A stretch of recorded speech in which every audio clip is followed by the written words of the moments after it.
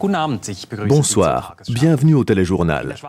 Le premier cas de langue bleue est apparu en Suisse. La maladie animale a été diagnostiquée sur une exploitation de bovins à Bettingen, dans le canton de Bâle-Ville. Un animal du troupeau touché a dû être euthanasié. Dans cette étable, plusieurs animaux ont été testés positifs à la langue bleue. Le paysan avait remarqué jeudi soir déjà que quelque chose n'allait pas chez une de ses vaches. La vache avait le museau enflé et chaud et elle avait mal, on le voyait. Elle n'avait plus d'appétit et dans la bouche, on voyait des plaies ouvertes.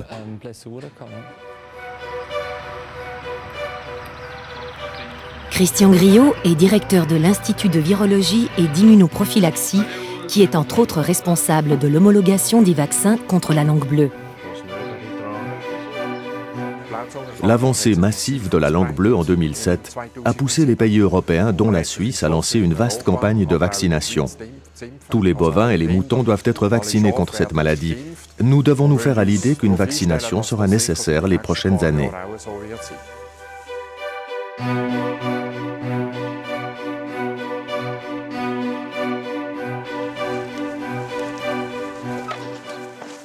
La maladie de la langue bleue est une maladie virale qui touche les ruminants, comme par exemple les vaches, les moutons et les chèvres. La maladie de la langue bleue est transmise par des moucherons à la belle saison. Ces petits insectes sont surtout actifs au crépuscule et à l'aube. Ils se nourrissent du sang des animaux et c'est de cette façon qu'ils absorbent le virus. Le virus se multiplie alors dans le corps du moucheron. Ensuite, par une autre piqûre, le moucheron transmet le virus d'un animal à l'autre. Ce mode de transmission rend la maladie particulièrement difficile à combattre. Si tous les ruminants peuvent être touchés, ce sont surtout les moutons qui présentent des signes cliniques.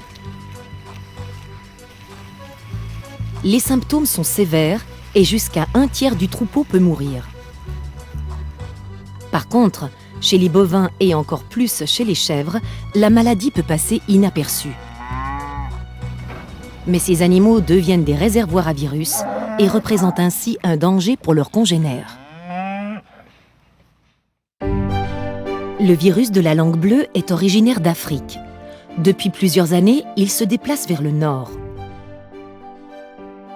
En 1999, il atteint la Sicile et la Sardaigne, puis s'étend à quasiment toute l'Italie et aux pays des Balkans. En 2004, il touche le sud de l'Espagne et c'est ainsi toute la région méditerranéenne qui est touchée. En 2006, la maladie fait un saut vers le nord et touche des pays situés au nord de la Suisse. En 2007 et en 2008, la propagation est massive. Les foyers gagnent du terrain et touchent même la Suisse. La seule lutte possible est la vaccination. Tous les pays touchés en Europe ont adopté cette stratégie. Les autorités vétérinaires suisses, en collaboration avec les milieux agricoles, ont également mis sur pied une vaste campagne de vaccination en 2008, la plus importante du pays jusqu'à présent. Tous les jeunes bovins, les vaches et les taureaux de plus de 3 mois doivent être vaccinés.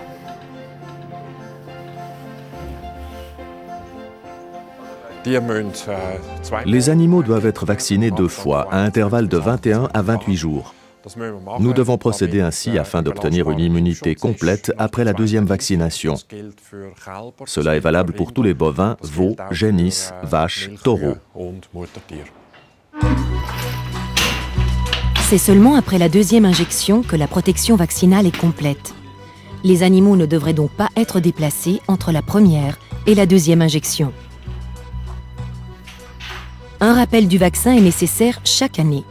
Une injection suffit dans ce cas. Nous utilisons un vaccin inactivé, c'est-à-dire ne contenant plus de virus vivant. Les animaux vaccinés ne sont ainsi pas un danger pour les autres animaux. On peut parfois observer une légère enflure au site d'injection, mais pas d'autres effets secondaires.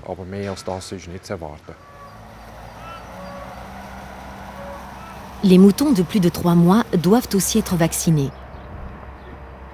Chez les moutons, une seule vaccination suffit. Le jour de la vaccination, les animaux devraient être rassemblés à un endroit pour faciliter le travail du vétérinaire. Pour les moutons aussi, un rappel annuel du vaccin doit être effectué. La vaccination représente une part importante des mesures de lutte, mais lorsqu'un détenteur d'animaux remarque des symptômes chez ses animaux, moutons, chèvres ou bétail laitier, il est important qu'il appelle immédiatement un vétérinaire officiel. Comme on le voit chez ces animaux infectés de manière expérimentale, les animaux touchés commencent par s'isoler. Ils boitent et sont apathiques. C'est alors le moment de réagir.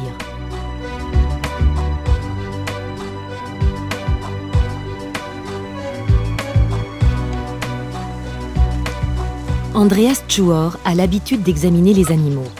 Il montre à l'exemple du mouton ce à quoi il faut faire attention. On regarde d'abord la tête dans son ensemble.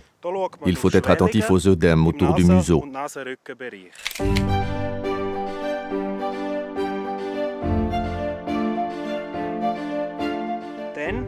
On regarde ensuite les yeux. Ils peuvent être larmoyants et si on ouvre l'œil, des rougeurs peuvent être visibles.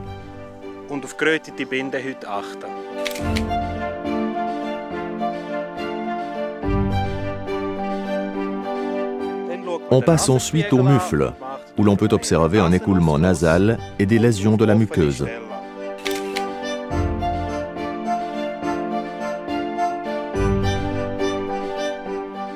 On regarde ensuite la cavité buccale pour voir si elle est enflammée.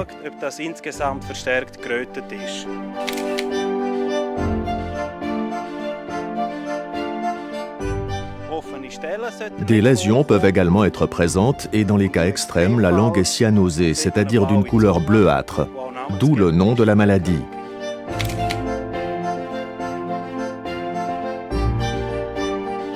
On vérifie aussi l'état des sabots, en particulier celui de la couronne. Il faut faire attention à la présence d'œdème, d'inflammation et de douleur.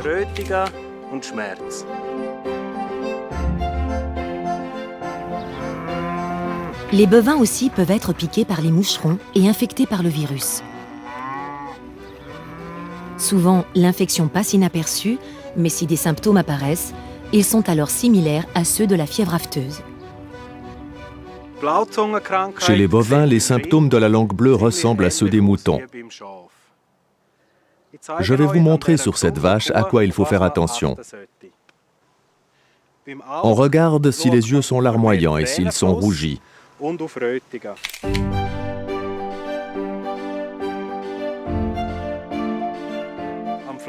Le mufle peut présenter des lésions, des croûtes et une hypersalivation.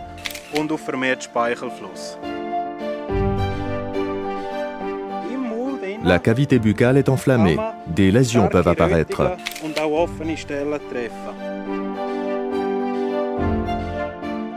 Chez les bovins, observez aussi les trayons.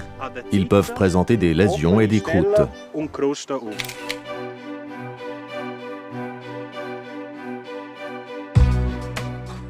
La globalisation et le commerce animal international favorisent la propagation des maladies.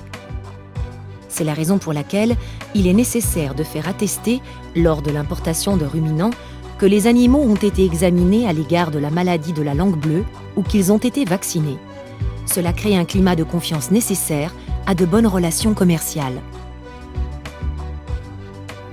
Que va-t-il se passer avec la maladie de la langue bleue ? Les animaux doivent-ils dorénavant être vaccinés chaque année ? Personne ne connaît aujourd'hui la réponse à cette question. Mais une chose est sûre, ce n'est qu'en vaccinant systématiquement les animaux et en restant vigilants que nous avons une chance de faire disparaître à nouveau cette maladie de Suisse.